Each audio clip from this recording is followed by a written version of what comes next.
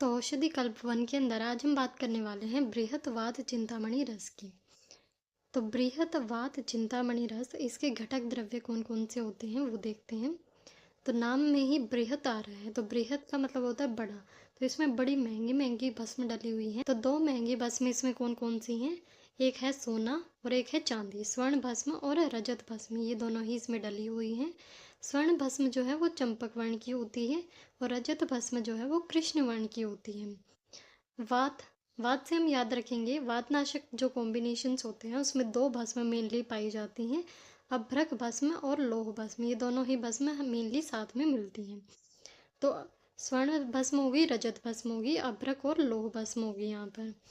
Then है चिंतामणि। तो मणि या जो रत्न होते हैं उनमें से किन मणियों की चिंता करनी चाहिए? तो जो मणि या रत्न काल के प्रभाव से जो है खराब हो जाते हैं उनकी जो है चिंता करनी चाहिए। तो ऐसे दो ही रत्न हैं जो कि काल के प्रभाव से खराब हो जाते हैं, कि कुछ टाइम तक वो रखे रहते हैं तो उनका जो वीर्य है वो कम हो जाता है। वो दो कौन कौन से हैं? प्रवाल है और मुक्ता या मोती है। तो प्रवाल और मुक्ता, इन दोनों पर ही काल का प्रभाव देखने को मिलता है। ये दोनों ही प्राणिज रत्न हैं, यानी कि प्राणियों से उत्पन्न होते हैं। देन लास्ट में आ रहा है इसमें रस। रस से हम याद रखेंगे क्या है इसमें? रस सिंदूर है। तो इसमें पारद और गंधक किस फॉर्म में है? रस सिंदूर की फॉर्म में है। और देन हम देखते हैं कि ये सारी चीज़ें कितने कितने भाग में लेनी है। भाग त्रयम स्वर्ण भस्म, जो स्वर्ण भस्म है वो तीन भाग रहेगी। द्विभागम रौप्य अभ्रम, जो रौप्य या रजत भस्म है वो कितनी रहेगी? दो भाग। और जो अभ्रक भस्म है वो भी कितनी रहेगी? दो भाग। लोहात पंच, और जो लोह भस्म है ये कितनी रहेगी? पांच भाग रहेगी। प्रवालन च मौक्तिकम त्रय संमितम, और जो प्रवाल और मुक्ता की भस्म है ये तीन भाग रहती है। भस्म सूतम सप्तकंच, जो सूत भस्म यानी कि पारद की भस्म है वो रस सिंदूर की फॉर्म में है यहाँ पर, और कितनी है? सात भाग है। कन्या रस विमर्दितम, और इसके अंदर जो है कन्या रस यानी कि घृत कुमारी का स्वरस डालकर मर्दन करेंगे। तो हम याद भी रख सकते हैं कि चिंता किसकी होती है? कुमारी की। तो भावना यहाँ पर किसकी लगेगी? घृत कुमारी स्वरस या एलोवेरा की लगती है। आवश्यकता अनुसार इसमें घृत कुमारी स्वरस ऐड कर देंगे, क्योंकि ये खरलीय रसायन है तो इसे जो है खरल के अंदर मर्दन करके बनाया जाता है। सभी द्रव्यों को जो है खल में डालेंगे, घृत कुमारी स्वरस की भावना देंगे और अच्छी तरह से मर्दन कर लेंगे। कितने टाइम तक? एक प्रहर या 3 घंटे तक इसका मर्दन करेंगे और फिर इसकी जो है गोलियां बना लेंगे। कितने प्रमाण की? 3 रत्ती प्रमाण की इसकी गोलियां बनानी है, एक वल इसका प्रमाण रहता है। और गोलियां बनाकर उन्हें कांच की शीशी में जो है सुरक्षित रख लेंगे। वल मात्रा वटी कार्य, जो वटी है वो एक वल की बनानी है। भिषक भी परियत्नतः, यत्न पूर्वक भिषक को एक वल की जो है वटी बनानी चाहिए। अनुपान यहाँ पर किसका रहेगा? गुड़ूची स्वरस का रहेगा। अजाक्षीर यानी कि बकरी के दूध का। ब्राह्मी स्वरस और मधु का, तांबुलस का और उष्ण जल का रहता है। उपकरण और साधन कौन कौन से चाहिए होंगे? तो इमाम दस्ता चाहिए होगा सभी चीज़ों का चूर्ण बनाने के लिए। खल यंत्र होता है मर्दन करने के लिए। वस्त्र चाहिए होगा चूर्ण को छानने के लिए। थाली सभी इंग्रेडिएंट्स वगैरह रखने के लिए। चम्मच इंग्रेडिएंट्स को निकालने और डालने के लिए। देन बात करें तो रोगग्नता या फिर थेरापेटिक यूज़। जो ये वात चिंतामणि रस है इसकी रेफरेंस है वैशज्य रत्नावली वात व्याधि। तो इसका जो रोगाधिकार है वो वात व्याधियाँ हैं, जैसा कि नाम से ही पता चल रहा है, बृहत वात चिंतामणि रस। तो ये वातनाशक होता है। तो इसके जो थेरापेटिक यूज़ में उसमें मेनली जो है वातज रोग रहते हैं, पर साथ में पित्त भी इंक्लूडेड हैं। वात पित्तज रोगों को ये नष्ट करने वाला होता है, क्योंकि इसके अंदर प्रवाल और मुक्ता डले हुए हैं, दोनों ही शीत होते हैं और शीत होने के कारण जो है पित्तनाशक भी होती हैं। वात पित्तज रोगों में इसे यूज़ कर सकते हैं। और जो वातजन्य रोग होते हैं जैसे कि पक्षाघात या पैरालिसिस हो गया, भ्रम हो गया, प्रलाप हो गया, पित्त की वजह से होने वाले अग्निमांद हो गया, जैसे इन सभी रोगों में जो है इसका यूज़ किया जा सकता है। अपस्मार में दे सकते हैं, अर्धित यानी कि फेशियल पैरालिसिस में दे सकते हैं, ऊर्ध्वांग रोग में इसका यूज़ होता है। और यथा व्याधिहर अनुपानों के अनुसार सेवन करने से ये सब प्रकार के रोगों को नष्ट करता है। देन बृहत्वाद चिंतामणि रस के अवस्था अनुसार उपयोग। प्रलाप अवस्था है तो वहाँ पर देंगे बृहत्वाद चिंतामणि रस तगर आदि क्वाथ के साथ। हृदय रोगों में बृहत्वाद चिंतामणि रस का सेवन किया जाता है अर्जुन की छाल के स्वरस या फिर चूर्ण के साथ, क्योंकि अर्जुन भी जो है वो हृदय रोगों में अच्छा काम करता है। आक्षेपक रोग में बृहत्वाद चिंतामणि रस यूज होता है मास्य आदि क्वाथ के साथ। पक्षाघात यानी कि पैरालिसिस है, अर्दित है, धनुर्वात यानी कि धनुष जैसी आकृति हो गई है शरीर की, अपतानक यानी कि टेटनस है तो वहां पर यूज करेंगे बृहत्वाद चिंतामणि रस विद रसोन विद घृत। सेवन काल इसका क्या रहता है, सुबह उठने के बाद इसको जो है सेवन कराया जाता है। जो भी वातज काल होंगे उसमें इसका सेवन कराया जा सकता है, या आत्यायिक अवस्था में कभी भी इसका सेवन करा सकते हैं। इमरजेंसी कंडीशंस में किसी भी टाइम इसको दिया जा सकता है। काल मर्यादा यानी कि इसका जो यूज़ टाइम है वो 42 दिन का रहता है। 1 से 42 दिन तक इसका सेवन कराया जाता है। दुष्प्रभाव, विधि पूर्वक अगर सेवन करेंगे तो इसका कोई भी दुष्प्रभाव नहीं देखा जाता है। फाइटोकेमिकल कॉम्पोजिशन, इसके अंदर मिलता है गोल्ड और सिल्वर जो हमने पढ़ा था, स्वर्ण भस्म और रजत भस्म। कैल्शियम कार्बोनेट रहता है प्रवाल और मुक्ता के अंदर। रस सिंदूर में रहता है HGS, पारद और गंधक। मीका होता है हमारा अभ्रक और आयरन होता है हमारा लौह भस्म। देन बात करें इसके फार्मेकोडायनेमिक्स की। फार्मेकोडायनेमिक्स का मतलब होता है कि बॉडी के अंदर जाने के बाद जो ये रस है ये क्या इफेक्ट दिखाता है, what the drug does to the body, that is pharmacodynamics. तो जो बृहत्वाद चिंतामणि रस है वो कैसे हमारी बॉडी पर इफेक्ट दिखाता है वो सभी इसके फार्मेकोडायनेमिक्स के अंदर आता है। फर्स्ट है इसमें नर्वस सिस्टम का सपोर्ट। जो इसके अंदर रस से सिंदूर डला है वो योगवाही होता है और इसी वजह से सेंट्रल नर्वस सिस्टम को सपोर्ट देता है। रजत भस्म इसके अंदर डली हुई है जो कि मसल स्पाज्म को रिड्यूस करती है और मसल टोन को जो है नॉर्मल स्टेट में बनाए रखती है और इसी वजह से शिरोगत वात का ये शमन करने वाली होती है। जो अभ्रक भस्म है वो भी नर्वस सिस्टम पर काम करती है और शोभ को जो है कम करती है और जो नर्व सेल्स हैं उन्हें हेल्दी रखती है। देन सेकंड है कार्डियो प्रोटेक्टिव।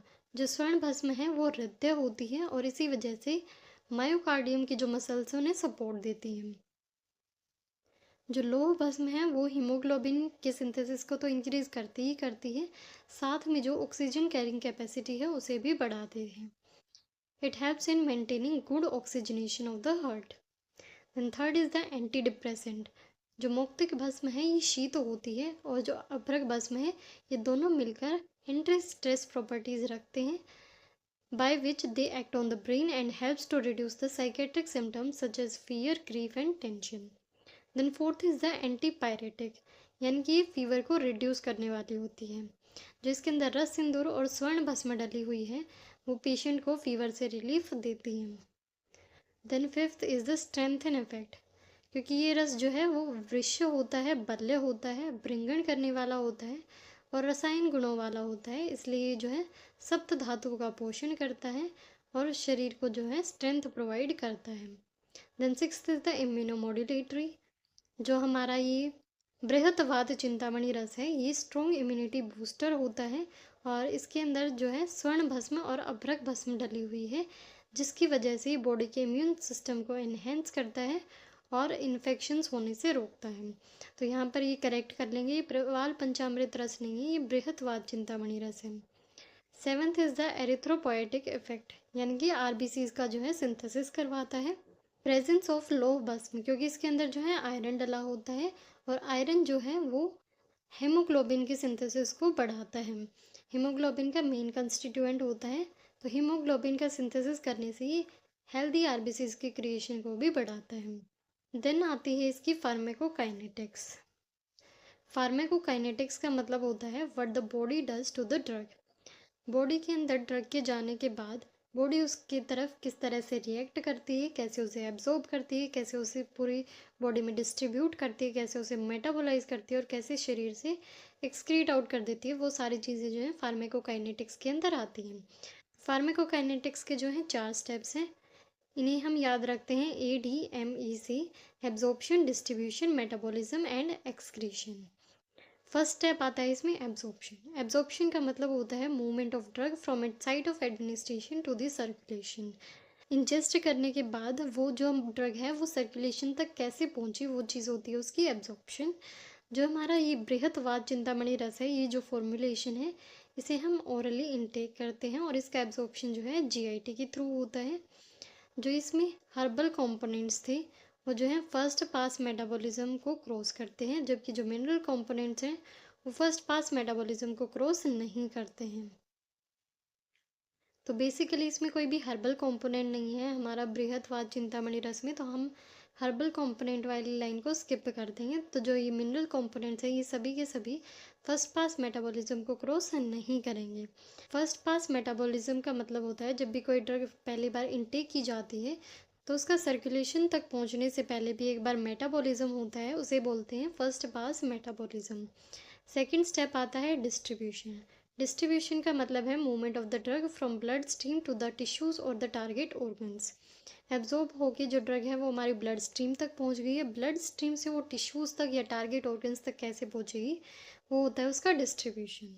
सर्कुलेशन में जाने के बाद जो हमारी ये फॉर्मुलेशन है बृहत्वाद चिंतामणि रस, जो है प्लाज्मा प्रोटीन के साथ बाइंड होती है।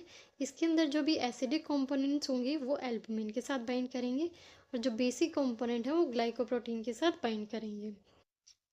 और क्योंकि ये एक मिनरल ड्रग है, यहाँ पर हम इसको मिनरल लिखेंगे as it is a mineral drug. तो मिनरल ड्रग होने की वजह से it has maximum affinity for binding with the proteins, तो प्लाज्मा प्रोटीन्स के साथ ये टाइटली बाउंड हो जाती है। मिनरल और हर्बोमिनरल दोनों ही ड्रग्स जो हैं इनकी बाइंडिंग एफिनिटी मैक्सिमम रहती है। तो ये टाइटली बाउंड होती हैं प्लाज्मा प्रोटीन्स के साथ। टाइटली बाउंड होंगी तो उनका रिलीज जो है बॉडी में स्लोली होता है। स्लो रिलीज होने की वजह से ये बॉडी में लॉन्ग टाइम तक बनी रहती है और लॉन्ग टाइम तक अपना काम करती रहती हैं। थर्ड स्टेप आता है हमारा मेटाबॉलिज्म या फिर bio transformation. It is the process of biochemical alteration of the drug. इसके अंदर जो नॉन पोलर कंपोनेंट्स हैं वो पोलर कंपोनेंट्स में कन्वर्ट हो जाते हैं बायोकेमिकली, उन्हें ऑल्टर कर दिया जाता है। जब कंपोनेंट्स ने अपना काम कर दिया तो उन्हें जो है बॉडी से एक्सक्रीट आउट करने के लिए जो है पोलर में कन्वर्ट करता है लीवर, ताकि वो किडनी से आसानी से एक्सक्रीट आउट हो सके।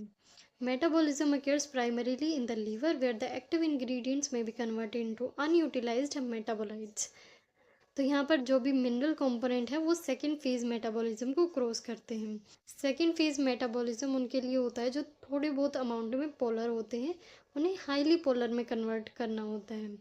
तो सेकेंड फेज मेटाबॉलिज्म जो है मिनरल कंपोनेंट्स का होता है और जो हर्बल कंपोनेंट्स है उनका फर्स्ट फेज मेटाबॉलिज्म होता है। फर्स्ट फेज मेटाबॉलिज्म में जो टोटली अनपोलर थे उन्हें जो है थोड़े बहुत पोलर में कन्वर्ट किया जाता है। तो बेसिकली हमारे यहाँ पर ये एक मिनरल कॉम्बिनेशन वाली ड्रग है, तो इसके अंदर सिर्फ मिनरल कंपोनेंट की हम बात करेंगे, तो वहाँ पर होगा second phase metabolism. Through metabolism the non polar component is converted into the polar component which can be easily excreted out by the kidney. Then last is the excretion। जो metabolites बने यहाँ पर वो यूरिन और faeces के through body से excrete out हो जाते हैं। जो मिनरल कंपोनेंट के मेटाबोलाइट्स होंगे उनका एक्सक्रीशन मेनली बाइल और फीसिस के थ्रू होता है। बाइल से भी वो जो है यूरिन में ही जाती हैं। इस तरीके से बृहत्वाद चिंतामणि रस जो है मार्केट में अवेलेबल है। स्वर्ण कल्प इसमें लिखा रहता है, स्वर्ण भस्म इसके अंदर डली हुई है, तो जाहिर सी बात है ये महंगी होगी बाकी ड्रग्स के कंपैरिजन में।